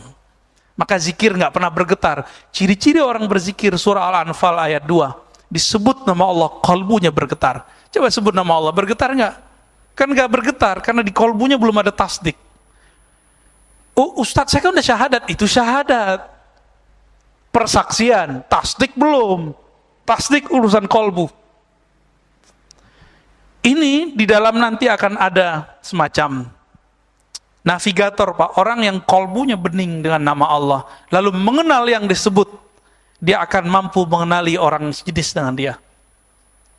Kata Imam Yahya bin Mu'az Ar-Razi, para kekasih Allah itu dapat mencium bau kekasihnya yang lain. Walaupun disembunyikan dengan pakaian yang tidak syar'i. Qutaib Alban kan dia pakai celana pendek, Pak. Celana pendek, Pak. Untung mazhab dia bukan Syafi'i. Bagi orang Syafi'i dia nggak syar'i. Ya. Pipi sembarangan, sama. Wan Sehan kan begitu. Tapi ini saksi teman saya, buang air kecilnya nggak bau, harum. Antum pasti nggak percaya. Rozi udah gila lagi katanya. Antum nggak akan percaya. Nabi itu ketika beliau dikandung ibunya Aminah, itu hampir setiap malam mimpi ketemu malaikat, ketemu Nabi. Kalau malaikat bawa makanan dari surga, Pak, maka darahnya Nabi itu bukan darah dari sini. Itulah sebabnya kenapa darah beliau halal diminum sahabatnya. Beliau dibekam nih. Habis dibekam, apa kata beliau nih? Tanam darahnya. Mau udah ditanam, udah ditaruh, kayaknya ada nur di sini. Makan aja kayak makan jeli, Pak. Sampai ke Nabi, Nabi tanya, wahai sahabatku, apakah engkau telah menguburnya? Nabi pura-pura nanya, karena Nabi mencium ada bau darahnya di mulut orang ini. Wahai Rasulullah, sudah aku tanam, tapi di perutku. Sudah aku kubur di perutku. Apa kata Nabi? Perutmu tidak akan pernah sakit selama-lamanya. Maka nanti ada anak ibu-ibu bawa anak-anak sakit perut, itu orang ini dipanggil, kamu ludahin mulut anak ini, sembuh, Pak. Itu pengobatan ala apa itu, Pak Dokter? Pak Dokter yang jawab deh, aku nggak tahu jawabannya apa itu. Pengobatan ala apa itu, Pak? Ala Nabi. Ya, soalnya Imam Ibnu Qayyim nggak memasukkan meludah itu bagian dari ngobahatin, kecuali ruqyah, nggak masukin, ya. Gitu, Pak, ya. Pak Birwan terakhir. Baik. Assalamualaikum warahmatullahi wabarakatuh. Assalamualaikum. Udah tasdik nih. Tadi kita dengar apa yang dikatakan dari YouTube. Ya. Ya. Kita udah mencapai 1.100. Itu yang tetap. Kalau yang bolak-balik keluar masuk sekitar 4.000-an. MRBJ TV-nya. Masya Allah. Ya. Gaya amat. Saya kebetulan juga ikut Zoom di Pondok Indah. Iya, iya. Itu sekitar 1.000 sekian gitu, ya. Biasa lebih dari 1.000 itu mati, nggak bisa kita masuk. Kajian-kajian yang dibahas di sana itu biasanya yang keseharian. Beda dengan kita ini, saya bilang. Begitu Ar-Razi ini maju, ini banyak orang mengira kebatinan apa yang diajarkan Ar-Razi ini, ya. Kalau saya menilainya, kita berarti di atas dari Pondok Indah. Mengapa? Karena kita membahas bukan masalah keseharian. Kayaknya keseharian itu udah selesai gitu. Nah, mengenai Imam Mahdi, ini di akhir-akhir zaman ini banyak sekali pemberitaan yang kadang-kadang bertentangan, ya. Jadi saya ingat apa kata Ustadz Zulkifli, saudaranya Al-Meraji juga ini dari Padang. Sebenarnya kita ini sekarang udah berada di akhir zaman, ya. Cuma waktu dia menyampaikan itu sepertinya tinggal 2 tahun lagi. Nah, bagaimana ini sebenarnya? Akhir zaman ini, yang sekarang kita ini berapa lama lagi? Supaya ini jelas. Ya, supaya ini jelas. Nyundul terus ya. Jangan sampai ini ya. Sampai nanti kita menganggap, wah 2 tahun lagi, ternyata enggak kok. Ini. Pak Mirwan ntar nggak ketemu, Pak. Iya, itu dia. Makanya saya bilang, ini harus jelas supaya pendengar juga nanti mengerti yang sebenarnya. Demikian. Assalamualaikum warahmatullahi wabarakatuh. Ya, kajian akhir zaman ini ada 2 model. Yang populer ini model ro'yu. Baca teks, lihat berita, kaji, baca buku, kemudian disusun. Ini ro'yu, pakai intelektual. Ya cakep sih, karena bisa buat video, ya kan, bisa buat slide. Ya saya juga bisa sih Pak. Coba ilmu kan bukan di situ, ilmu kan di kolbu. Emang kalau nggak ada slide terus nggak ngaji gitu? Ya, al ilmu fil sudur la fil hasub. Bahkan ilmu bukan di kitab. Di kitab ini cuma tulisan mengenai ilmu. Yang membacanya cuma orang yang punya keilmuan membaca coding-coding di dalamnya. Bapak baca buku yang sama dengan saya.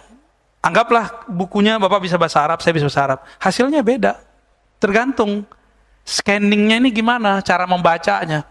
Cara membaca itu yang mahal, metodologi. Ini yang disebut dalam keilmuan Islam madarikul ulum. Perolehan ilmu. Dengan cara apa? Kebanyakan empirik dan intelektual. Ini. Mana datanya? Ada di hadis. Itu empirik. Nomor sekian, halaman sekian, ayat sekian. Itu empirik. Kebanyakan orang belajar dalil empirik. Padahal dalil ada yang kedua, dalil akli. 1 + 1 2, itu dalil Pak. Tapi dalil akli. Ya. Apalagi? Sebutkan semua angka-angka, teori-teori yang sudah konstan, hukum konstan dalam ilmu eksak, itu disebut dalil akli. Dia nggak ada di Quran, nggak ada di Sunnah, tapi disuruh dalam Al-Quran. Teks empirik, dalil empirik mengatakan, afala ta'qilun, apa kamu tidak berpikir? Bukan apakah kamu tidak mencocok-cocokkan, bukan. Jangan terjebak pada cocokologi. Supaya tidak terjebak cocokologi gimana? Masuk ke ilmu yang ketiga. Harus dengan kolbu. Bahkan harus masuk yang keempat. Dengan ruh itu beda loh Pak. Kolbu sama ruh ini udah beda. Di kolbu masih ada di situ noda.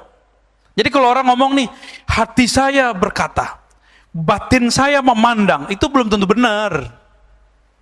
Ya, siapa tahu kolbunya berkabut ya, istilahnya Pak. Kalau orang Aceh itu ngomongnya apa tuh? Hah? Hingga kalau ada kaca tuh nggak jelas muka kita, itu namanya apa tuh? Burem. Siapa tahu kolbunya burem, yang dia bilang A ternyata bukan A.